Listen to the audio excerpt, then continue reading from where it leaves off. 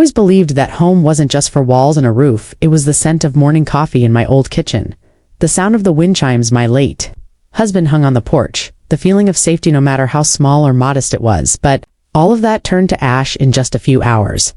The fire started around 3 a.m. I woke up to thick smoke. Coughing as I stumbled out of bed, I barely had time to grab my handbag, a shawl, and my phone before the flames roared into my living room. Everything I had built over the past 40 years, photos, heirlooms, furniture, memories all gone. I stood, barefoot on the sidewalk, trembling under a cold sky, watching my little house collapse in flames. A neighbor wrapped a blanket around me. Fire trucks arrived. People whispered, but I was numb, hollow. The only thought in my mind was, where do I go now? My first instinct was my son, Daniel. He lived just 20 minutes away in a beautiful 2-story home with his wife, Jessica, and their 2 children.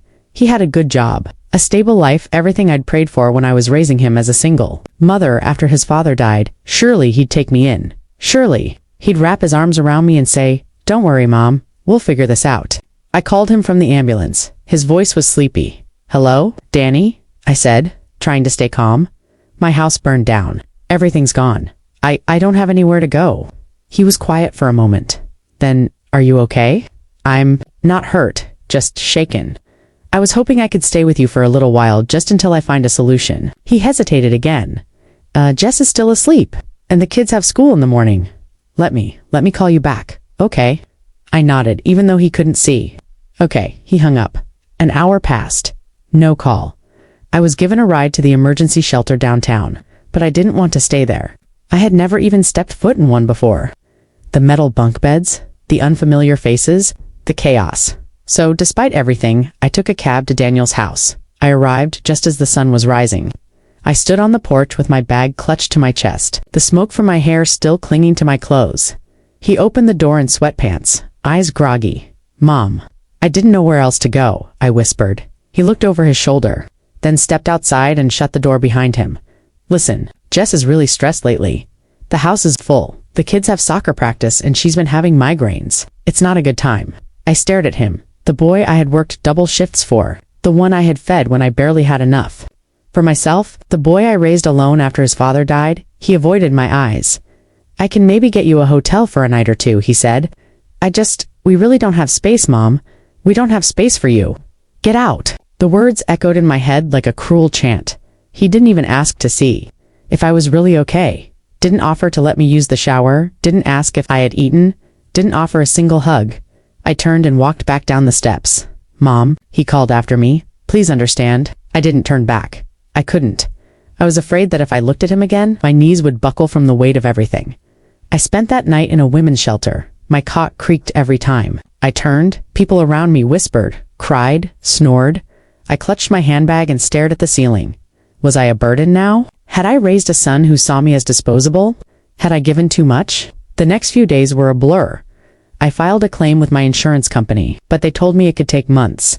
They offered a small emergency check, which I used to rent a weekly motel room with peeling wallpaper and a leaky faucet. I bought a cheap phone charger, a pair of slippers, and a toothbrush. I called Daniel once more. "Voicemail, just wanted to say I'm okay," I said. "In case you were wondering, I never got a response." Jessica posted pictures on Facebook that week, pumpkin spice lattes, a photo of the kids at the playground, a caption that said, "Grateful for the little things." I stared at the screen, hands trembling. Was I one of those little things she was grateful not to have around? But then, something changed. I walked past a church one evening. The sign outside read, "God gives his toughest battles to his strongest soldiers," and inside was warmth. A pastor named Elaine listened to my story. She didn't pity me. She just nodded, held my hand, and said, "You're not done yet. You're being redirected." That same week, a woman in the church office overheard me talking about the fire. She said her aunt had a guest house for rent behind her own home. "Nothing fancy," she warned. "Nothing fancy," I echoed. "That's fine by me." It had one bedroom, a tiny kitchen, and a porch with chipped paint, but it felt like safety. I used the emergency funds to put down the first month's rent. The church donated a microwave, a used sofa, and some dishes. And for the first time in days, I cried in peace. I started volunteering at the church pantry, serving coffee, folding clothes, organizing donations. Every face that came through those doors had pain in their eyes, but they smiled when I smiled. They thanked me like I had saved them when really, it was the other way around. I didn't hear from Daniel for 2 months. Not a text, not a knock, not a whisper, but what he didn't know was that I wasn't broken anymore. He had slammed a door in my face, but I found others wider, kinder, warmer too, walk through instead. The days turned into weeks, and the weeks into months. Winter faded into spring, and with it, the grief I had carried from that night, the night my house burned down, the night my son turned me away in the tiny guest house behind Mrs. Linton's home. I found something unexpected. Peace. No TV noise. No entitled voices, demanding space or silence, just the sound of birds each morning and the gentle creak of floorboards. Beneath my feet, it wasn't what I had lost. It was something I had never realized I needed. Solitude without loneliness. I woke up early every day and walked to the church pantry, where I helped prepare meals, fold clothes, and organize supplies. I met people who had suffered far worse and smiled far brighter. I realized that I had spent so many years being Daniel's mom. I had forgotten what it felt like to just be Margaret. One Tuesday afternoon, Pastor Elaine found me organizing donated books. She handed me a large envelope. "This came for you." I blinked. "Me. It's from Silverstone and Grant Law Firm," she said. "Looks important." I opened it slowly, my fingers shaking. It was a legal document from my cousin Harold's estate. He had passed away last month, something I only found out through the church bulletin. Harold and I hadn't spoken in years, but we used to be close. He had no wife or kids. We grew up together in a tiny Michigan town, sharing Christmases and childhood secrets. I skimmed through the pages until the words hit me like a truck: double quotes, ... hereby bequeaths to Margaret Halpern the total sum of $620,000. From his personal estate along with the property located on Willow Creek Lane, ... I sat down on the bench beside the church library. My breath caught in my throat. $500,000, a fully paid off house, a fresh beginning, and I hadn't asked for any of it. I met with the attorney the next week. The house was beautiful, 2 bedrooms, a wraparound porch, a small garden out back.